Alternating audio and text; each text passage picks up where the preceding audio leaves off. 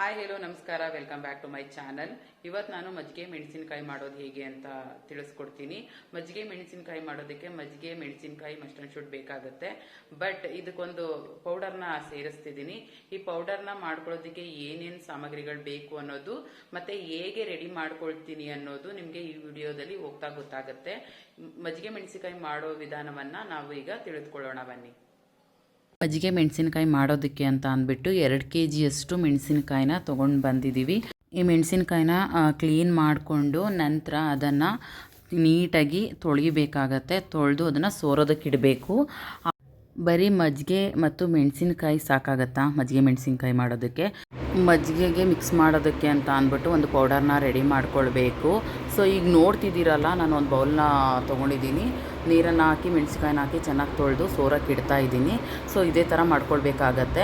ಈಗ ಒಂದು ಪೌಡರ್ನ ರೆಡಿ ಮಾಡ್ಕೊಳ್ಳೋದಕ್ಕೆ ಅಂತ ಅಂದ್ಬಿಟ್ಟು 3 ಟೇಬಲ್ ಸ್ಪೂನ್ ಮೆಂತ್ಯನ ಹಾಕ್ತಿದ್ದೀನಿ, 5 ಟೇಬಲ್ ಸ್ಪೂನಷ್ಟು ಧನಿಯಾನ ಹಾಕ್ತಿದ್ದೀನಿ, ಜೊತೆಗೆ 5 ಟೇಬಲ್ ಸ್ಪೂನಷ್ಟು ಜೀರಿಗೆನ ಕೂಡ ಹಾಕ್ಕೊಳ್ಬೇಕಾಗತ್ತೆ. ಇದನ್ನು ಚೆನ್ನಾಗಿ ಫ್ರೈ ಮಾಡಿಬಿಟ್ಟು ನಂತರ ಇದನ್ನು ಒಂದು ಚಿಕ್ಕ ಜಾರ್ಗೆ ಹಾಕಿಬಿಟ್ಟು ಅದನ್ನು ಪೌಡರ್ ಮಾಡ್ಕೊಳ್ಬೇಕಾಗತ್ತೆ.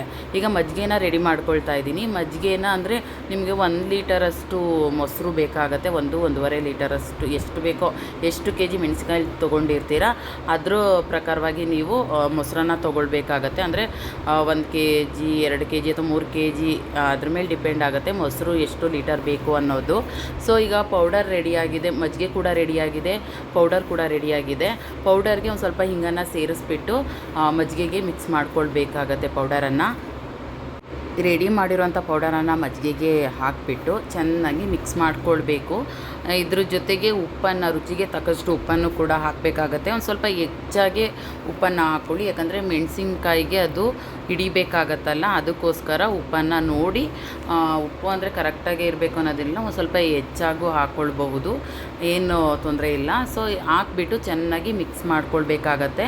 ನಿಮಗೆ ಪೌಡರ್ ಕಡಿಮೆ ಅಂತ ಅನ್ನಿಸ್ತು ಅಂತ ಅಂದರೆ ಮತ್ತೆ ಇನ್ನು 1 ಸ್ಪೂನ್ ಅಥವಾ 2 ಸ್ಪೂನ್ ಎಕ್ಸ್ಟ್ರಾ ಹಾಕ್ಕೊಂಡು ಚೆನ್ನಾಗಿ ಮಿಕ್ಸ್ ಮಾಡ್ಕೊಳ್ಬೇಕಾಗತ್ತೆ.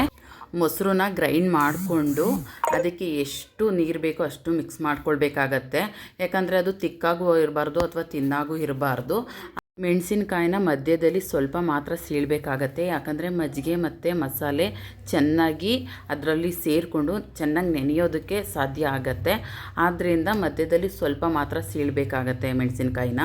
ಮಜ್ಜಿಗೆನಲ್ಲಿ ಮೆಣಸಿನಕಾಯಿನ ಹಾಕಿ ಅದನ್ನು ರಾತ್ರಿ ಪೂರ ನೆನೆಯೋದಕ್ಕೆ ಬಿಡಬೇಕಾಗತ್ತೆ. ಯಾಕಂತಂದರೆ ರಾತ್ರಿ ರೆಡಿ ಮಾಡಿದ್ರೆ ಓವರ್ನೈಟ್ ನೆನೆಯೋದಕ್ಕೆ ಬಿಟ್ಬಿಟ್ಟು ಬೆಳಿಗ್ಗೆ ಅದನ್ನು ಸೋರೋದಕ್ಕೆ ಇಟ್ಬಿಡಬೇಕು. ಮೆಣಸಿನ್ಕಾಯಿನ ಸೊಪ್ಪು ಜಾಲರಿ ಇರುತ್ತಲ್ಲ ಅದಕ್ಕೆ ಹಾಕಿ ಸೋರೋದಕ್ಕೆ ಬಿಡಬೇಕು. ಆ ನಂತರ ಅದನ್ನು ಬಿಸಿಲಲ್ಲಿ ಚೆನ್ನಾಗಿ ಒಣಗಿಸ್ಬೇಕಾಗತ್ತೆ. ಮಜ್ಜಿಗೆನಲ್ಲಿ ಮೆಣಸಿನ್ಕಾಯಿನ ಓವರ್ನೈಟು ನೆನೆಯೋದಕ್ಕೆ ಬಿಟ್ಟು ಬೆಳಿಗ್ಗೆ ಅದನ್ನು ಬಿಸಿಲಿನಲ್ಲಿ ಒಣಗಾಕಬೇಕು. ಇದೇ ರೀತಿ 3 ರಾತ್ರಿ 3 ಹಗಲು, ಅಂದರೆ ಇದೇ ಪ್ರೊಸೀಜರ್ ಕಂಟಿನ್ಯೂ ಆಗಬೇಕಾಗತ್ತೆ.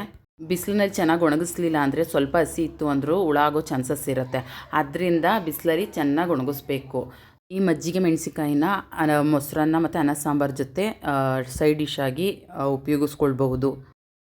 ಮಜ್ಜಿಗೆ ಮೆಣಸಿನಕಾಯಿ ಮಾಡೋದು ಹೇಗೆ ಅಂತ ತಿಳ್ಕೊಂಡ್ರಲ್ಲ. ಈ ವಿಡಿಯೋ ನಿಮಗೆ ಇಷ್ಟ ಆಗಿದ್ದಲ್ಲಿ ಲೈಕ್ ಮಾಡಿ, ಶೇರ್ ಮಾಡಿ, ಸಬ್ಸ್ಕ್ರೈಬ್ ಮಾಡ್ಕೊಳ್ಳಿ ಮತ್ತು ಕಮೆಂಟ್ ಕೂಡ ಮಾಡಿ. Thank you so much for watching.